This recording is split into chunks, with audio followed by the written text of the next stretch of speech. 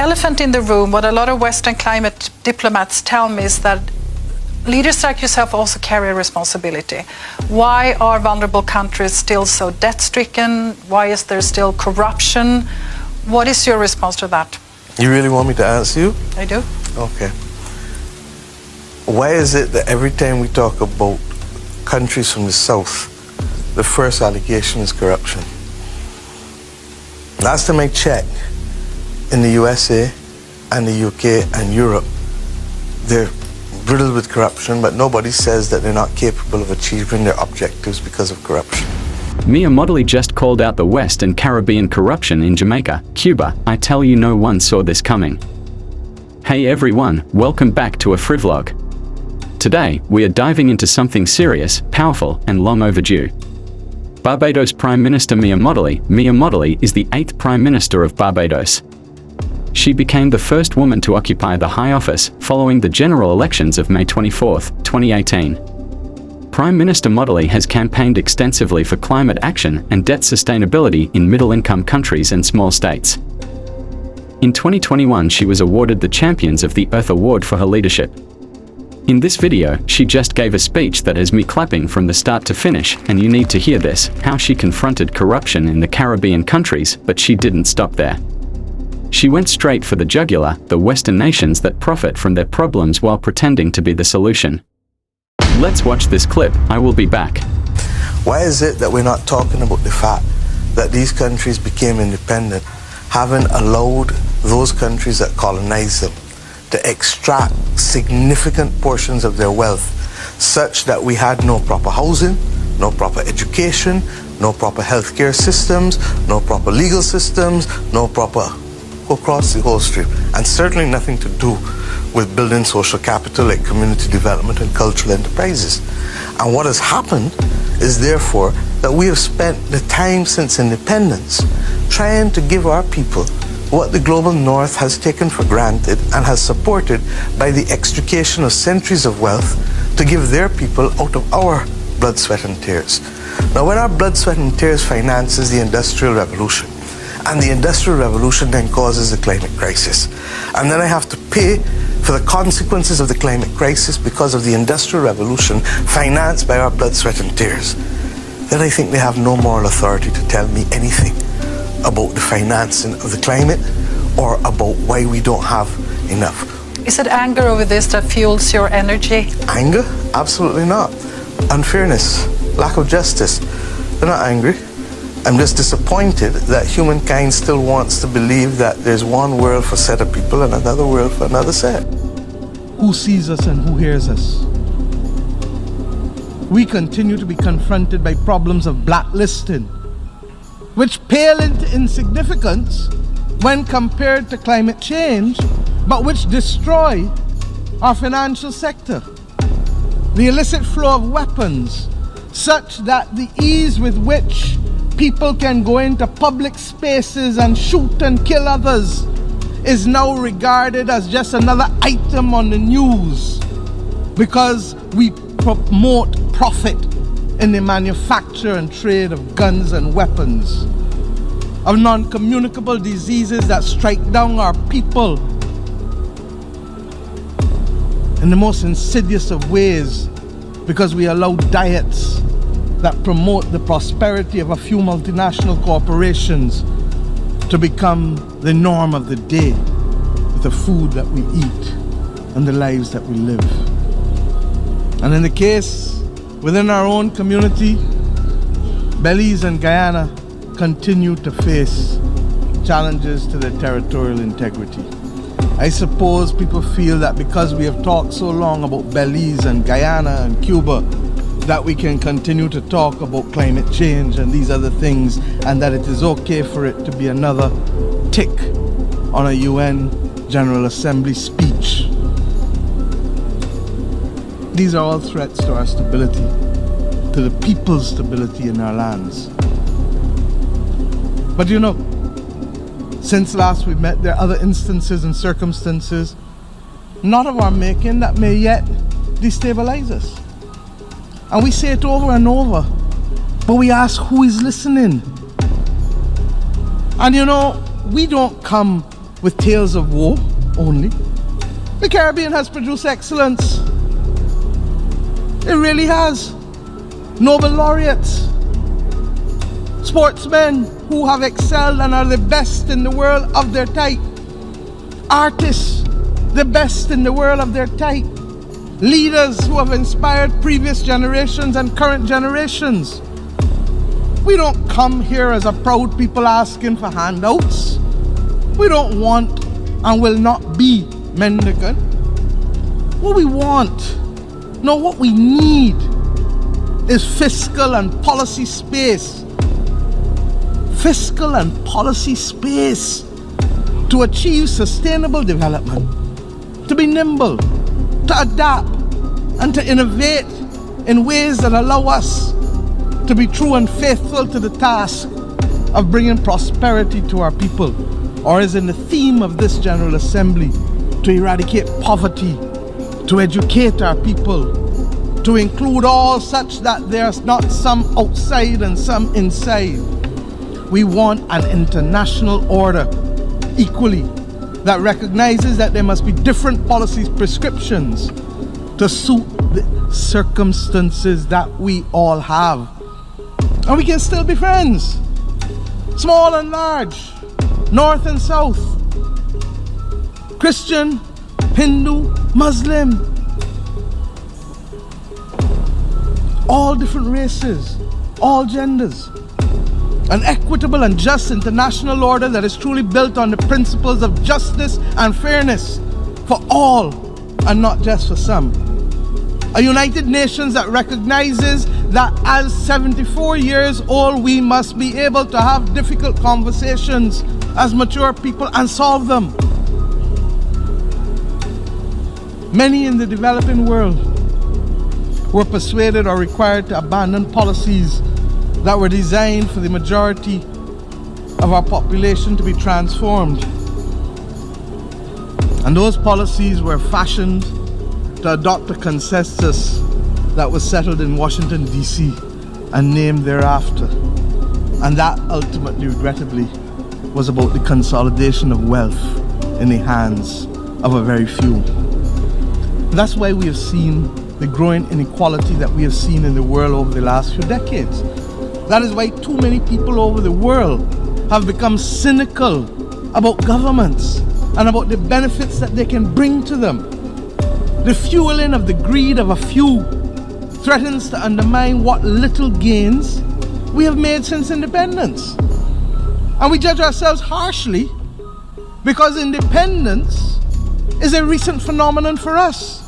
Others who have taken 150 years to get where they have gotten are still stumbling and falling.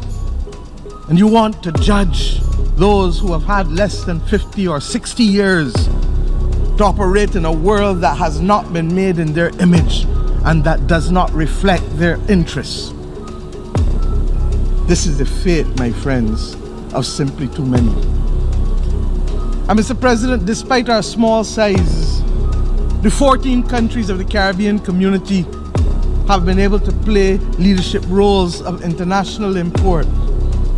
I can't stand here today without talking about St. Vincent and the Grenadines, that has become the smallest nation of the world ever to be elected to the Security Council to sit on it. We are proud of them.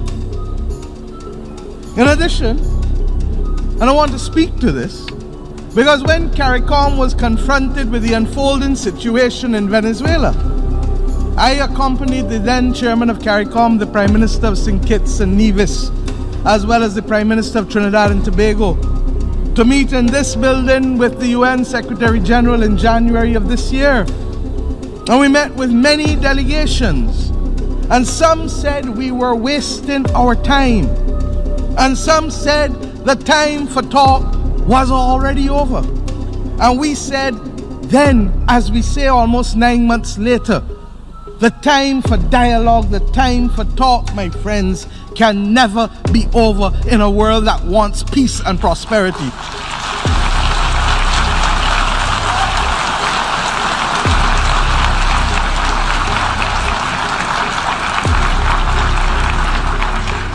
We don't take sides, but what we know is that you cannot propel war over dialogue. The people of Venezuela must be allowed to decide their own future in accordance with the principles of the United Nations Charter. Principles of non-intervention, non-interference, prohibition of the threat or use of force, respect for the rule of law, human rights, and democracy. It is regrettable that other multilateral organizations have not followed their own charters. And that is what makes the actions of our Secretary General of the UN more laudable, for refusing to breach his own charter and take actions even though member states have hurled into the recognition of those unelected. Our Caribbean Sea must remain a zone of peace, and for that we shall fight.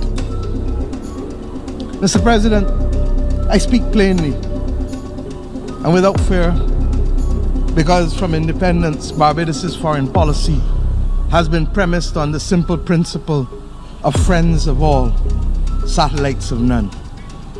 Barbados, therefore, has always remained and will remain proud to have Cuba as a This matter with the Cubans and the nurses should tell us everything that we need to know. Barbados does not currently have Cuban medical staff or Cuban nurses, but I will be the first to go to the line and to tell you that we could not get through the pandemic without the Cuban nurses and the Cuban doctors. I will also be the first to tell you that we paid them the same thing that we pay Bajans, and that the notion, as was peddled not just by this government in the US, but the previous government, that we were involved in human trafficking by engaging with the Cuban nurses, was fully repudiated and rejected by us. Now, I don't believe that we have to shout across the seas, but I am prepared, like others in this region, that if we cannot reach a sensible agreement on this matter, then if the cost of it is the loss of my visa to the US, then so be it. But what matters to us is principles. And I have said over and over that principles only mean something when it is inconvenient to stand by it. Now, we don't have to shout, but we can be resolute. And I therefore look forward to standing with my CARICOM brothers. I wish I could say brothers and sisters, but brothers, to be able to ensure that we explain that what the Cubans have been able to do for us, far from approximating itself to human trafficking, has been to save lives and limbs and sight for many a Caribbean person. The voices of accountability. This beacon encourages every Bajan to speak up and take responsibility when they see something going wrong in this country, in their community, in their houses, in their jobs. It embodies the idea that accountability isn't just for leaders, but for every citizen. Tanya Stevens reminds us of corruption in high and low places, only to remind us that because we have a colonial mentality, we see only the oppression that is above us and not the oppression that is among us. Creating a culture of silence in the face of patent wrongdoing is not just acceptable, it is dangerous and it is destructive. And speaking up respectfully, and more importantly, speaking truth, becomes a civic duty of every citizen of this country and everyone who chooses to want to live among us, even though not a citizen. This applies, my friends, to whether we're talking about what happens in our home, our workplace, the church, the community, or even the block, especially the block. There is nothing to be gained through remaining silent when we know better. And to say it shoulda, it coulda, I didn't. Regret cannot be the platform to this country's stability, harmony, or First of all, I respect that Mottley doesn't sugarcoat things. She acknowledges that yes, the Caribbean has corruption. She's not afraid to say that officials in our region, from Barbados to Jamaica, have taken bribes, misused funds, and betrayed public trust.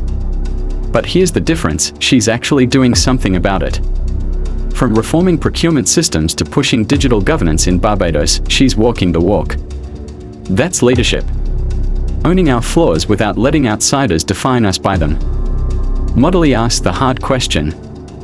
Why does the West demand transparency from us while hiding stolen wealth in their banks? She straight up names like the shell companies in Delaware, the offshore accounts in London, the vaults in Switzerland. Let that sink in. Caribbean corruption can't survive without Western cooperation. The money doesn't vanish, it moves. And guess where? It's hypocrisy, plain and simple. They profit from our corruption and then turn around and lecture us. That's not justice. That's manipulation. When she spoke about Cuba, that hit different. Cuba's been under an economic chokehold for decades, not because of corruption, but because they dared to stand on their own. Yet despite sanctions, they invest in health, education, and science. And for Jamaica, how many times are we gonna ignore how debt, colonialism, and trade imbalances kept that country struggling? Mottley says what no one else wants to say. Don't blame the victims of economic warfare for not building mansions when they've been denied bricks. Mottley's not playing victim. She's demanding fairness. One rule for everyone. If we are serious about fighting corruption, we have to look at all sides, not just the side with brown faces and broken economies. That's the kind of global leadership we need. Not someone begging for aid, but someone demanding equity. This wasn't just a speech. This was a challenge to the international system, to the media, and to all of us. Let's watch this full speech and please give us your comment in the comment section below.